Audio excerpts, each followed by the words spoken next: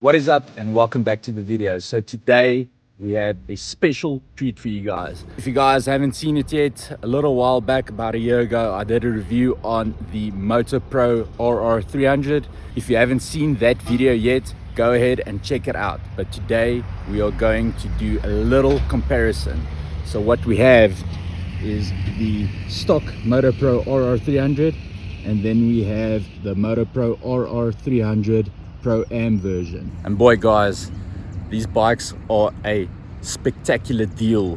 They are very good looking, very reliable, and they come in at an awesome competitive price mark. So today we have Keith from Moto Pro out here with us, and he is going to go ahead and take us through the Pro Am model and explain to us what it's all about. Morning, and thanks to Mud and Dust for doing the review of our new model, the RR300 Pro Am. So over there we have the 300, which is the standard 300, and today we're out here just to really run a comparison between the RR300 and the RR300 Pro Am. The reason for running the back-to-back comparison is that the Pro Am now has a high compression piston installed, and my own testing has shown that it's got a lot more oomph, and we'd like now to have an independent review. So we're going to take you through, have an independent rider, and hopefully the results will agree with my first impressions. Thank you. So can you tell the viewers a bit what is the difference on the bike itself when it comes to the high compression model? Great. I know Yes. there's no physical difference to the bike externally. Correct, yes. So the bike, as all standard Moto Pros do, come with the triple clamps, the billet clamps, the wheel sets, electric fan, starter and kickstart. So it's all included in the base sort of models. This one really just adds the high compression piston. We've got some further development where we're going to try a pumper carb on it. That's currently underway at the moment, and when we've got it done, I would like to invite Mud and Dust to come back and have a look at that to see if a pumper carb does improve the performance. But yeah, otherwise, for the time being, the difference is the barrel and the piston. Obviously a big benefit of the Moto Pro bikes is the price point. Can you tell us a bit more what's the pricing on the 300 and maybe the 450 models? Okay, thank you. So I'll start at the base, which is our 250. That goes for 55,000 Rand, VAT including. And as I say, it's a 250 motor, but it comes standard with all the bling goodies. The next one up would be the 300, the standard one. That goes for 60,000 Rand, VAT included as well. And then the 300 Pro Am is going to go for 63,000 Rand. So for a relatively small investment, I believe that the performance gains are going to outweigh the actual costs. But once again, we had to prove that today. So I'm looking forward to your review. First up is going to be the stocker with the Lumo graphics, and oh, man, these bikes look so freaking good. I'm so excited to rip them. Alright, and we are off on the first hot lap. This is the stock Moto Pro RR300, and I have to say I didn't feel my best on the day. I think the stock bike and the Pro Am model definitely have a bit more that can be squeezed out of them. I'm obviously not the fastest rider. I try my best, but I think with a more experienced rider, these bikes will go even quicker. One thing that I do like, the power delivery with the Moto Pro bike. They've got a lot of mid-range. It's not a peak power bike, and on this track with the conditions that it's in at the moment, where it's very hard packed with a layer of dirt on the top, with bikes like my KTM 300, as soon as the power band kicks in, it just spins and you lose traction. So with a nice linear power curve on the Moto Pro bikes, it's very easy to maintain traction, and I think that actually results in quicker lap time in this specific situation in these track conditions. Overall, the bike feels great. The suspension is still just as good as it was on the previous test. I think with the initial test, I ran I think it was 6 minutes and 1 second around the track, which is still pretty good. I mean, anything close or under 6 minutes around this loop is pretty quick. And as you'll see, we broke that track time with the stock bike and with the Pro Am edition. That's going to be it for the voiceover on this lap. I'm not going to bother you guys with a bunch of jibber jabber. Enjoy the lap.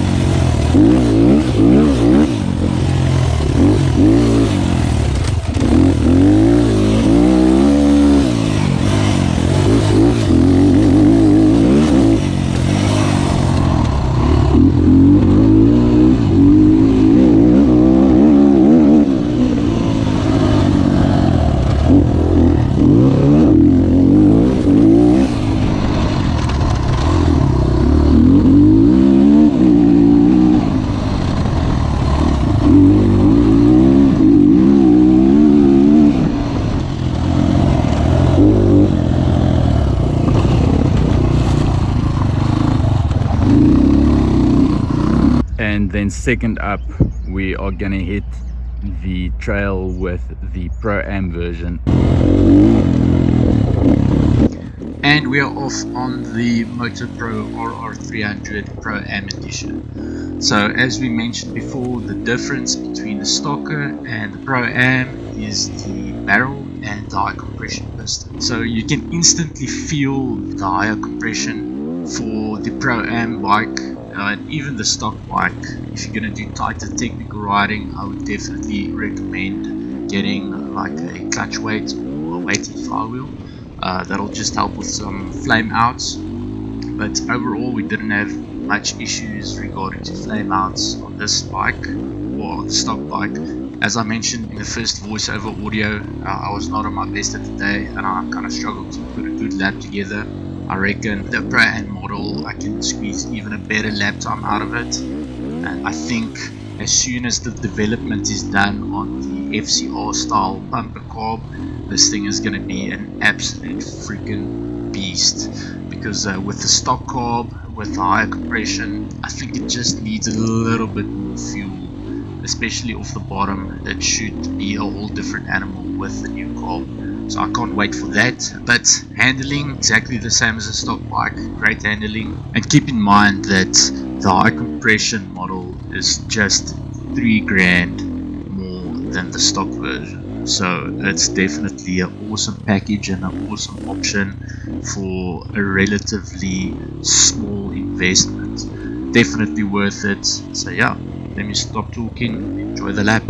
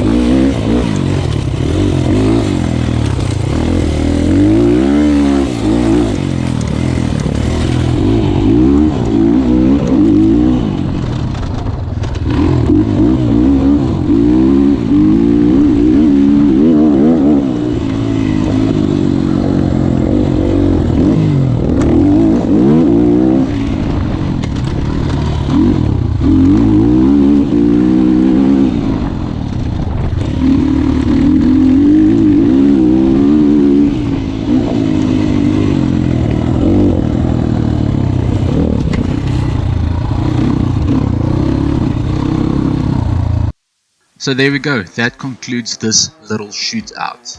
As you guys can see, the Pro-Am version was about 10 seconds quicker around the track. I reckon I can drive both lap times down even more just by putting in some better, consistent, smoother laps. Like I mentioned before, anything close or under 6 minutes around this track is a very good lap time. So I'm looking forward to test the bike again with the pumper carb to see how much that improves the performance. Maybe on that day when I test the pumper carb on the Pro-Am version, we'll be able to drive the lap time down with another 10 or 20 seconds. I think another 10 seconds might be realistic. If I put in some good laps, maybe we'll drive it down closer to 20 seconds, or maybe even further. We'll have to wait and find out. A massive thanks to Keith from MotoPro for bringing out the bikes and letting me test them again. And if you guys are interested in these bikes, be sure to check out MotoPro on Facebook, Instagram, and their websites. I'll have everything linked below in the description, linked on the screen, and I'll have it linked on the Instagram and Facebook posts. Thanks for watching, and thanks for subscribing. Peace out and keep ripping.